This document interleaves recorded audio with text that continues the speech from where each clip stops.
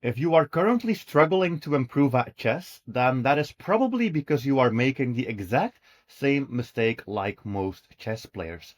And the mistake that I see most chess players make is that they try to attack their opponent. They play aggressively, they sacrifice pieces, they take risks, and eventually they just make blunders and they just lose the game. So I will be teaching you a new way of playing chess.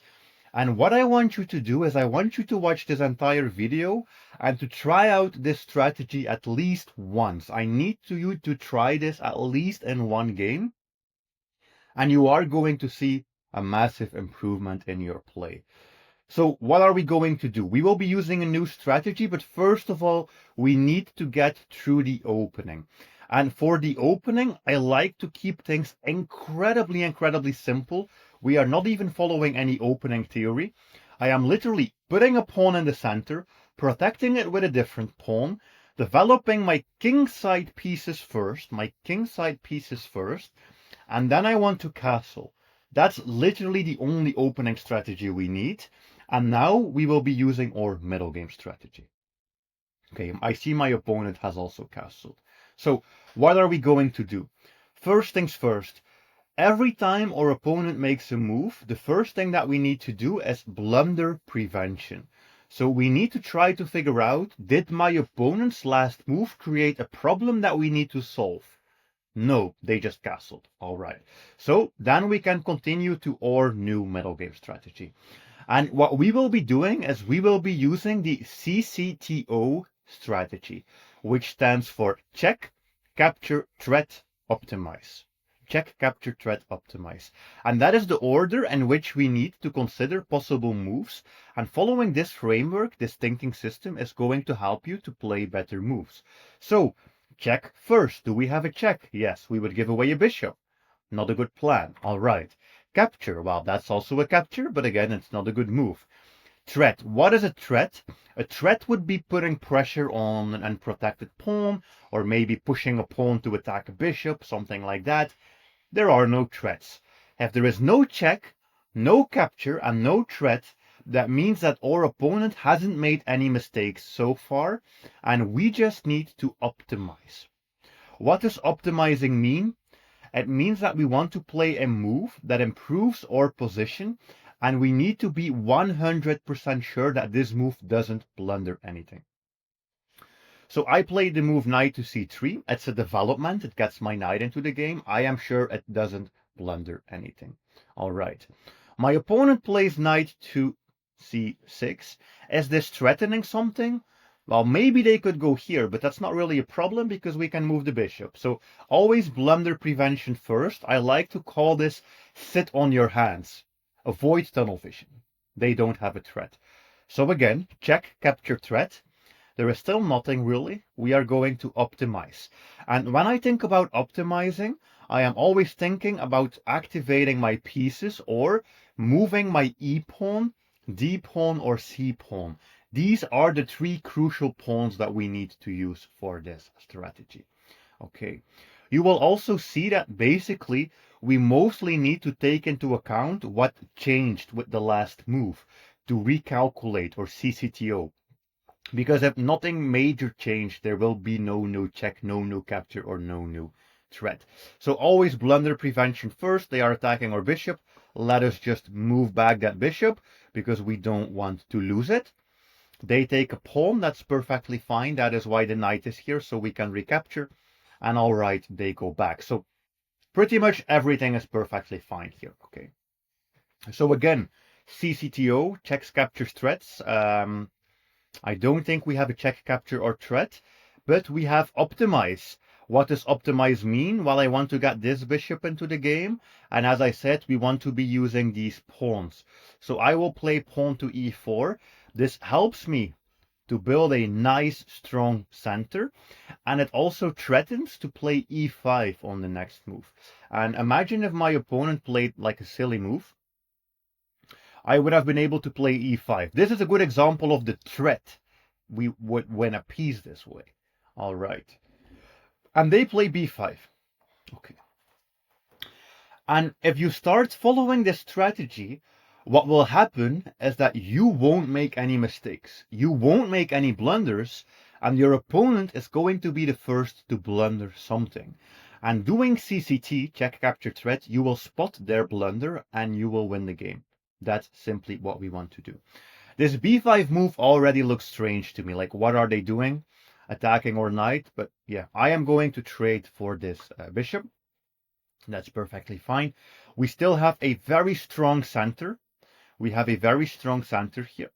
And it's again our turn. Our opponent is not threatening anything, so it's our turn to find a good move.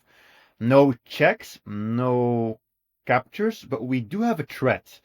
This knight is an unprotected piece, so we do have a threat. And following this strategy will eventually lead into an organic, a natural attack. We are not forcing our attack. We are not sacrificing. We are not playing recklessly. We are just looking for opportunities. If they present themselves, we take them. If they don't, we play boring and save moves. So Queen c2 is a very nice move because this attacks the knight. This puts a threat. And I hope that you can see that we actually have a second threat. We have a possible checkmate threat against h7. And this is what I mean. If you want to win your games, this is how you do it. You don't force an attack, you follow CCTO, and naturally, if your opponent makes a couple of passive or bad moves, you will have an attack just by following this strategy.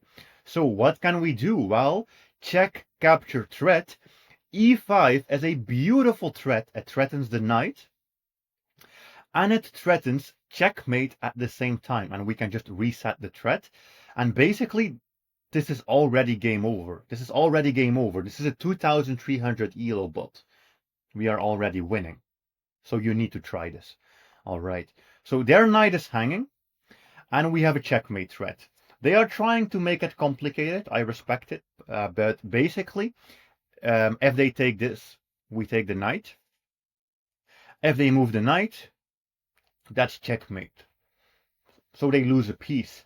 They are trying to solve it in a creative way. So they are playing this move to attack our queen, and our queen can actually not stay on this diagonal. So our queen has to move. But we have to keep in mind, we still have a threat on the knight.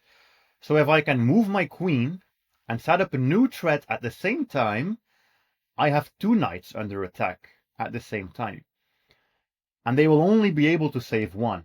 So we will be able to win the other one. So we can actually win this knight here. We can win this knight on b4. We have to watch out still what they are doing. They are attacking. They might take this. Okay, I think everything is fine and we can take the knight, but we will need to be careful because as I was thinking, they will grab this here. And now we will have to play a little bit of defense as well because our king just got exposed. But everything is going well because we are literally up a piece in exchange for a pawn. And if you follow this strategy, this is what is going to happen in your games.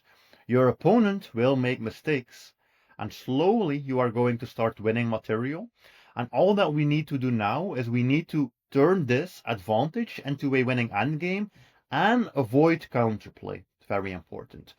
As soon as you are up 2 points of material, our new priority is trading everything. We don't need to finish the attack. We trade everything, and that is how we are going to try to win the game. We also need to still do blunder prevention. I mean, this knight's coming in, this queen's coming in with a check. That's not looking great. Is there a move that stops all of this? Yes. Queen f4. Well, actually, I just realized that queen was already stopped by the bishop. But in any case, it's good to have our queen here. Knight d3, what are they even doing? They are offering us a trade. And as I just said, trading is our #1 priority. Because if I can trade every single piece, I will just have an extra bishop in the endgame. So there is no need to continue with the attack. Let us trade queens. Okay, they allow us to trade queens. That's very nice. We can trade queens. Okay, now I just need to get this bishop into the game. And I want to now trade rooks. That's a good move, because if they didn't play it, I would be playing rook to d1, and I would be offering a trade of rooks. In this case, that would be straight up blundering, so we won't be doing that. Instead, let us do something else, maybe activate the rook on this open file.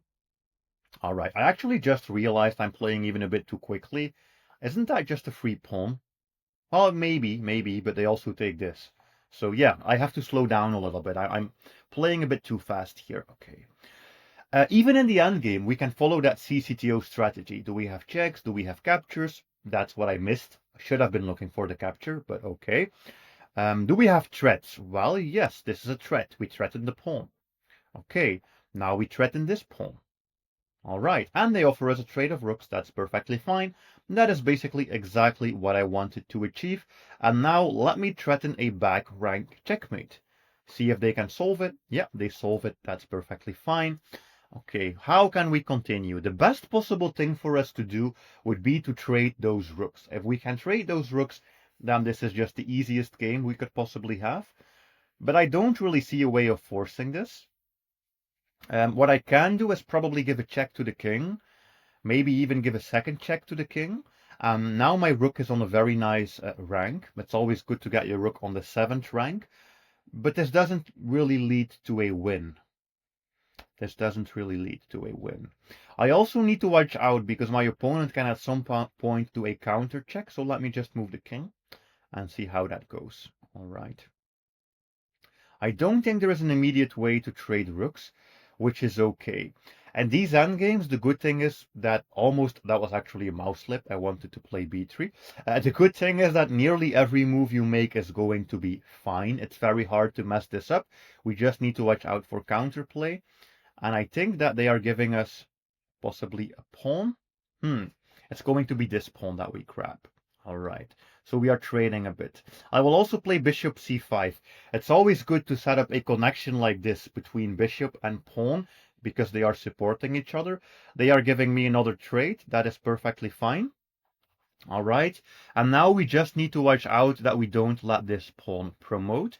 The best way to stop a pawn from promotion is to put your rook behind the pawn. And that pretty much guarantees that you will always win it. So we just win the pawn. They can give us a silly check, but it doesn't really matter. And we can just continue. Probably this f3 pawn is lost. Whenever I try to protect it, they just give me a check. So we will have to give this up. But I do think that there might be some counterattack and attacking this pawn here on g7. I think that could be nice. So let us see if we can win this pawn with a check. That would be great. And let me also offer up a trade of rooks because I'm still looking for that rook trade. And yes, they give us the rook trade. And this is how you can turn any advantage into a winning endgame. Okay, they want me to get rook pawns only. We need to watch out because actually if this was a light colored square, this could be a draw because we would only have rook pawns. And in general, you want to rook pawns meaning pawns that start on the rook file.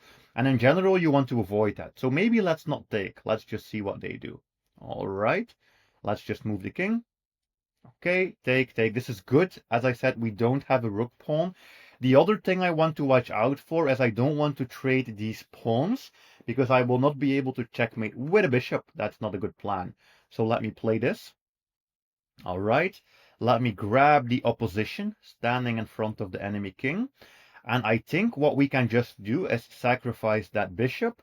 And this is going to be a winning king and pawn endgame. They don't take. If they do take, this is simply a winning endgame. If we play it correctly, I know how to play this. I do, by the way, recommend playing like this in your games as well.